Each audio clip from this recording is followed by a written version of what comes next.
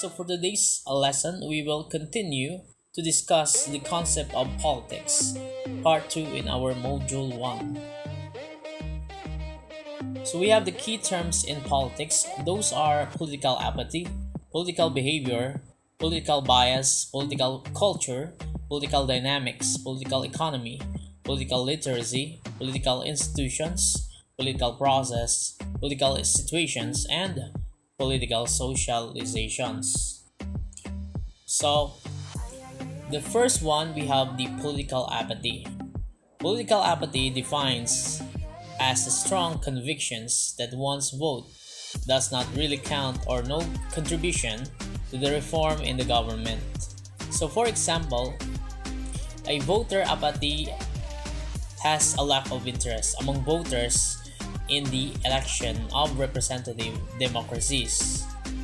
Voter apathy or lack of interest is often cited as a cause of low turnout among eligible voters.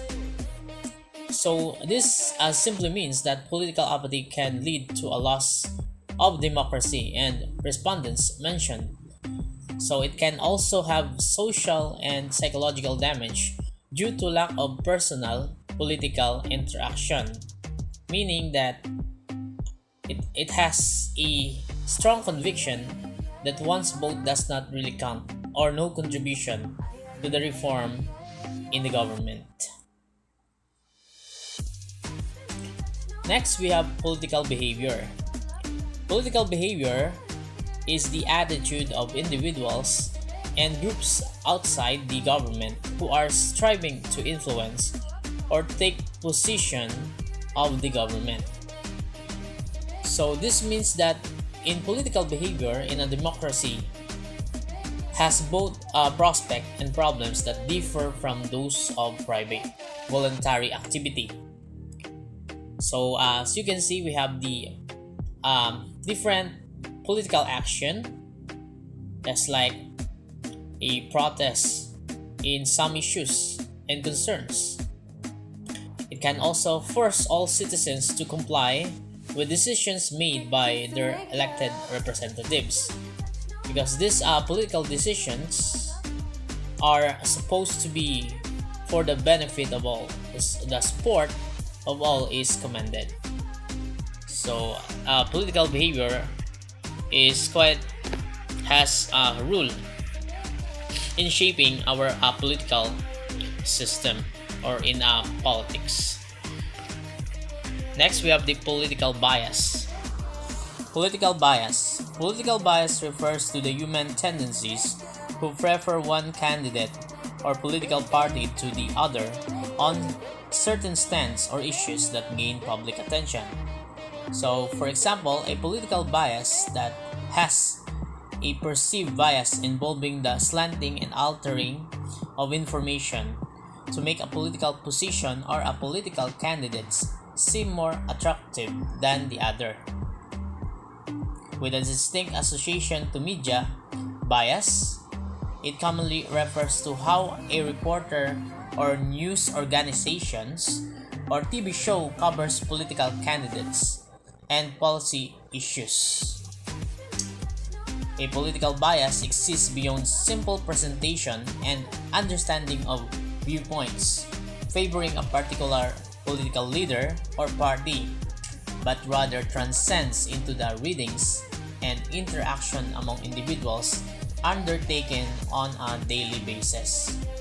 With an understanding of political bias, an acknowledgement of its violation of expected political neutrality.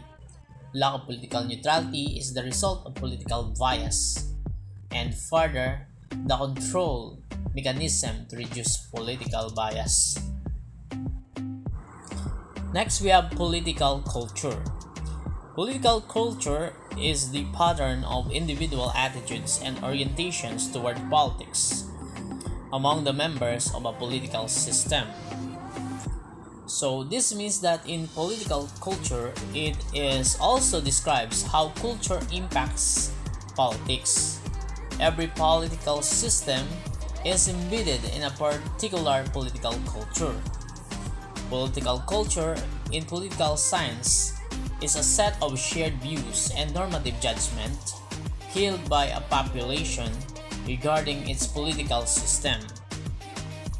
It is also the building blocks of political culture that are the beliefs, opinions, and emotions of the citizens towards their form of government. Political culture also includes formal rules as well as customs and tradition that are passed from generation to generation. Next, we have political dynamics. It refers to all forces that have impact on political figures, their activities, and policy direction. Next, we have political economy. Political economy refers to the influence of politics and economy on each other, what government should do in the economy. So in addition to this, political economy is the study of production and trade and their relation with law. That's why it is being connected to politics. Other than that, it is also in relation to custom and government and with the distribution of national income and wealth. Also, political economy is dealing with a branch of social sciences that studies the relationship between individuals and society and between markets and the state. Political economy is a social science that studies production, trade, and their relationship with the law and the government. In simple terms, political economy refers to the advice given by the economists to the government on their general economic policies. Next, we have political literacy. It refers to the ability to think and speak intelligently about politics. So in addition to this, political literacy is a set of abilities considered necessary for citizens to participate in a society's government.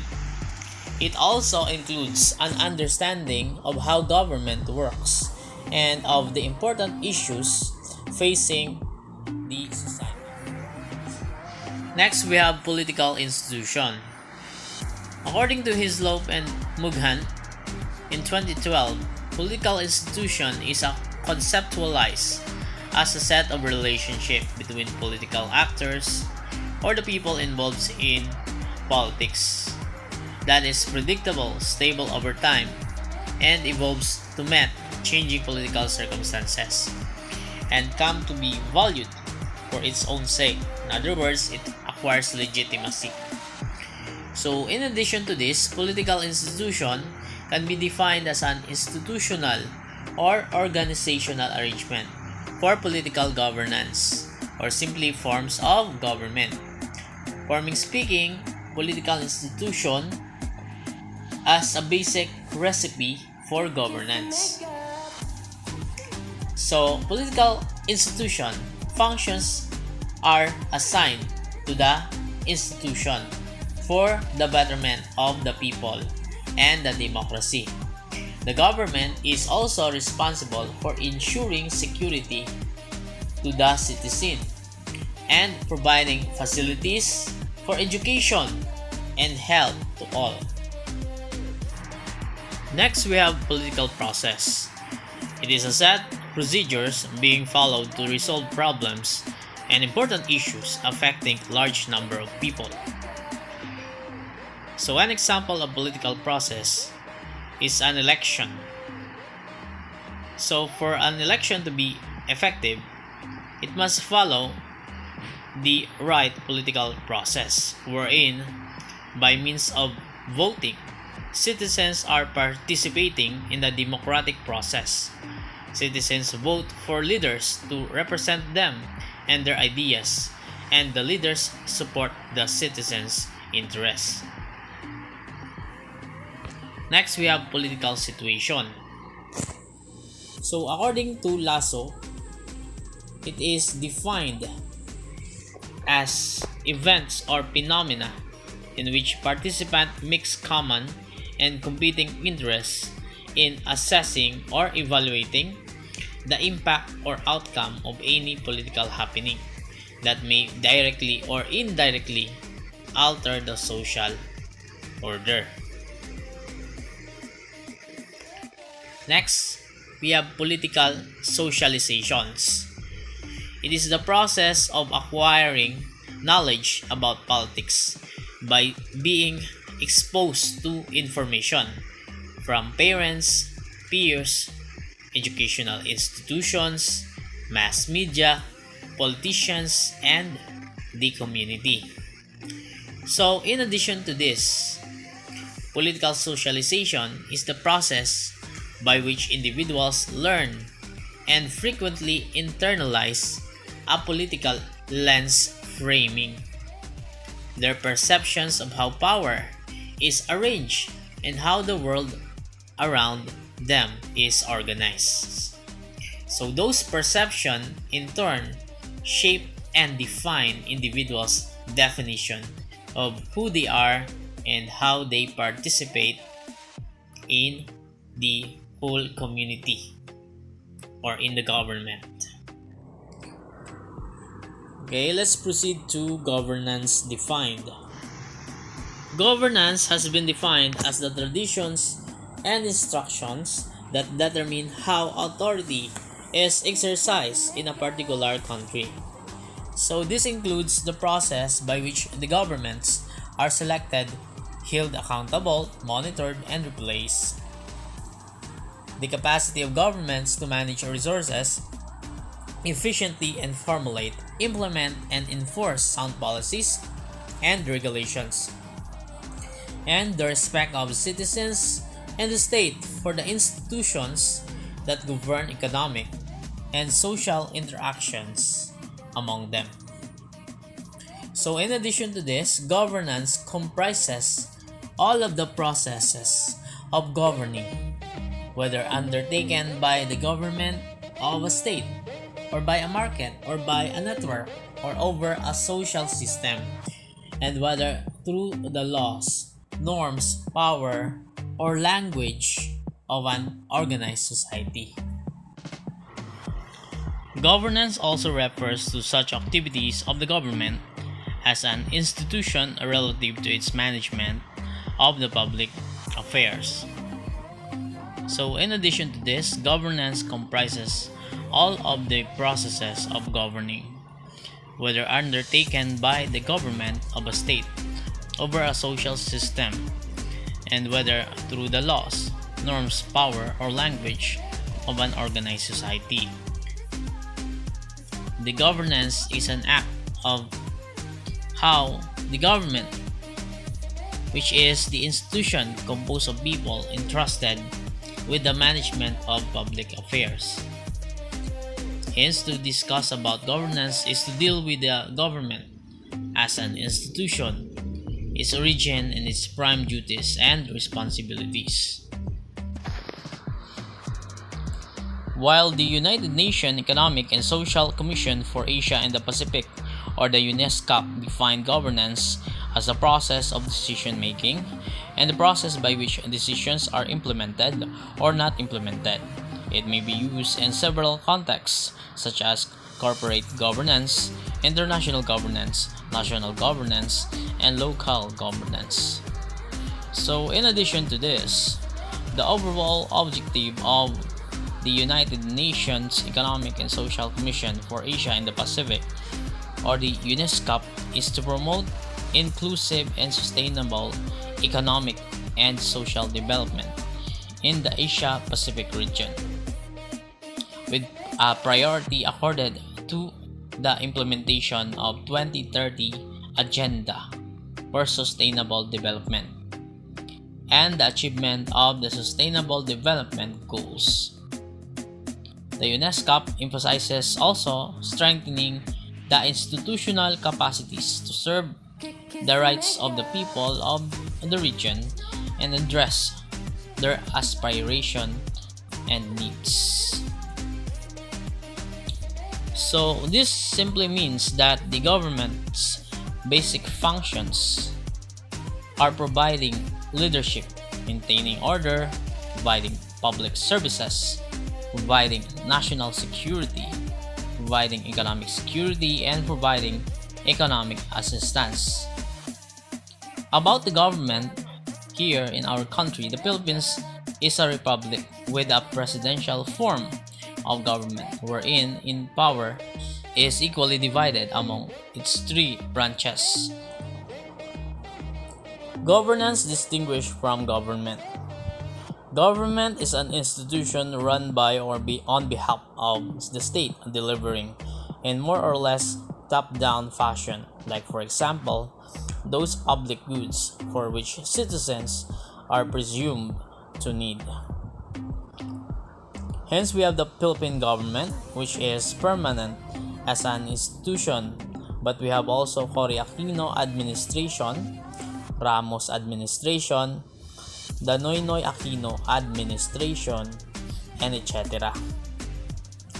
Tenure distinguished from the term of office. The term of office is the fixed period of time within an elective public officer may or ought to hold a public office as provided for by law, while the tenure of office is the period of time within which the public officers act well. For instance, the term of office of the president as provided for in the Constitution is 6 years, but the tenure of office of President Joseph Ejercito Estrada was only 2 years and 7 months from June 30, 1998 to January 20, 2001 because EDSA DOS, which lead to impeachment.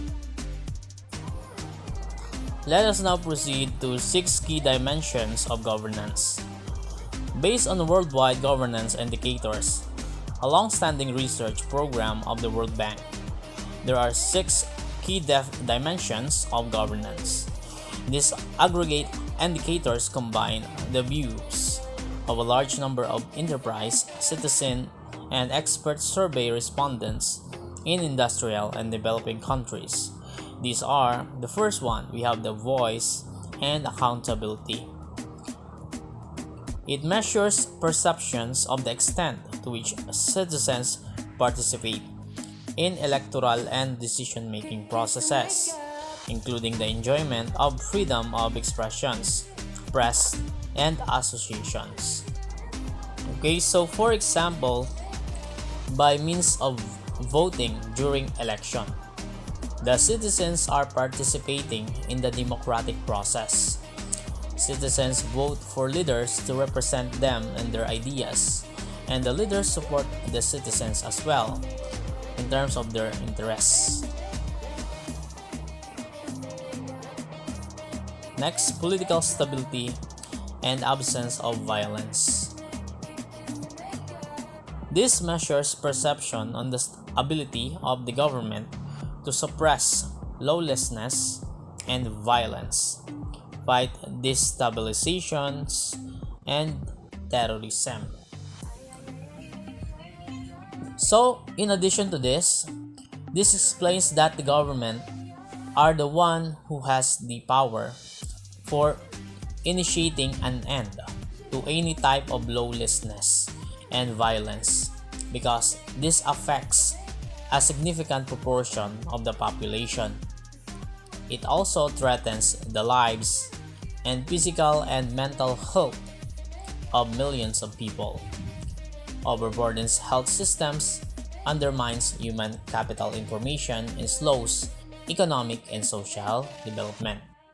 So, for example, terrorist acts or terrorism can cause ripple effects through the economy that have negative impacts. The most obvious is the direct economic destruction of property and lives. Next, we have government effectiveness. It measures the perception on the delivery of basic services to the people. Next, we have regulatory quality. It measures perception on the ability of the government to formulate sound policies and regulations that permit and promote private sector development. Next, we have the rule of law. It measures perception on the extent to which agents have confidence and abide by the rules of society, and in particular the quality of contract enforcement, the police and the courts, as well as the likelihood of crime and violence. So for example, if you are the person suspected or persons of interest or the persons in danger situation, the rule of a law defended by an independent judiciary plays a crucial function by ensuring that civil and political rights and civil liberties are safe, and that the equality and dignity of all citizens are not at risk. Next, control of corruption. It measures perception on the extent to which agents have confidence to their government in fighting graft and corruption and other similar practices, and instilling honesty and integrity in public services. So in addition to this, the impact of corruption disproportionately affect the most vulnerable people in society. Widespread corruption deters investment, weakens economic growth, and undermines the rule of the law. UNESCO enumerated the 8 characteristics of good governance. So the first one, we have participatory. Participation of the citizen without regard to gender, economic status, race, or creed is the key cornerstone of good governance. Participation could either be direct or indirect. It is direct when people participate in decision making through suffrage. So suffrage is important for the citizens of a democratic country. Another responsibility of citizens is by means of voting. The law does not require citizens to vote, but voting is a very important part of any democracy. So by means of voting, citizens are participating in the democratic process. Citizens vote for leaders to represent them and their ideas, and the leaders support the citizens' interests. This means that it follows the principles of participatory. Next, consensus-oriented. Good governance requires ability to balance interests of different sectors of society. For every decision, it will always be disadvantage to one side, but the primary guide of executives is the greatest good for the greatest number of people. It also requires a broad and long-term perspective, the goals of such development.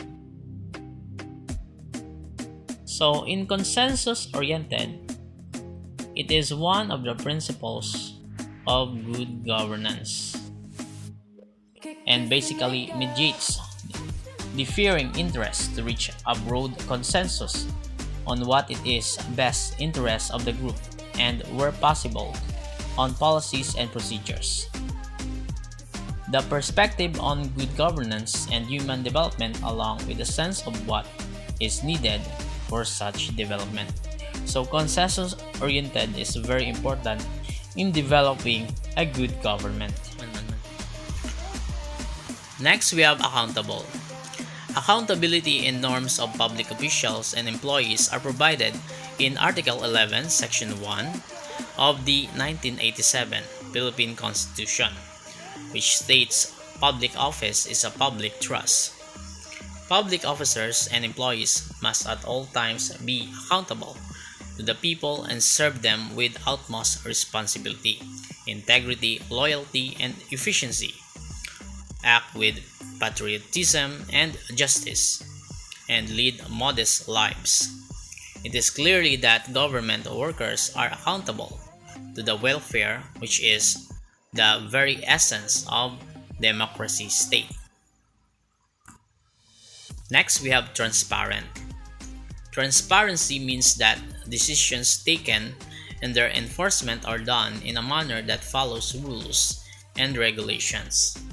It also means that information is freely available and directly accessible to those who be affected by such decisions and their enforcement. The posting shall be in conspicuous place and it should also electronically accessible. It also means that enough information is provided and that is provided in easily understandable forms and media like translation to Filipino language or local dialect. Next, we have responsive. It means that government is aware of the needs of the people and addresses this need using the available resources that it can provide to the people. Responsive also means alerts. It requires the government to react immediately to the different threats involving health and security and emergency response in times of calamities. This covers ability to deploy rescue units and provide relief goods to the victims of calamities. Next, effective and efficient. It means that the work systems of the government are clear, organized, and systematic. Government services are speedy, free from confusion, and of good quality. Efficient also covers the ability of the government to maximize its available resources without sacrificing natural resources. Equitable and inclusive characteristics of good governance seeks to ensure fair treatment, equality of opportunity, and fairness in access to information and resources for all. It is believed that this is only possible in an environment built on respect and dignity. Inclusive builds a culture of belonging by actively inviting the contribution and participation of all people. Some societies view equity as a worthy goal, and because of its moral implication and its intimate link with fairness and social justice, policies that promote equity can help directly or indirectly to reduce poverty. Policies that promote equity can boost social cohesion and reduce political conflict. Next follows the rule of law. It requires the laws be enforced impartially. For strict enforcement of laws, it is the duty of the executive branch of the government to ensure that these are faithfully executed. On the side of the judiciary, it shall ensure that there is impartial judge who will decide on the merit of cases based on the witnesses and piece of evidence presented. So as citizens, we respect the laws because they are clearly communicated and fairly enforced. Everyone is held accountable to the same laws, and those laws protect our fundamental rights. No country can maintain a rule of law, even here in the Philippines. Everyone must make a commitment to respect laws, legal authorities, legal signage, and legal signals in courts. The rule of law functions because most of us agree that it is important to follow laws every day.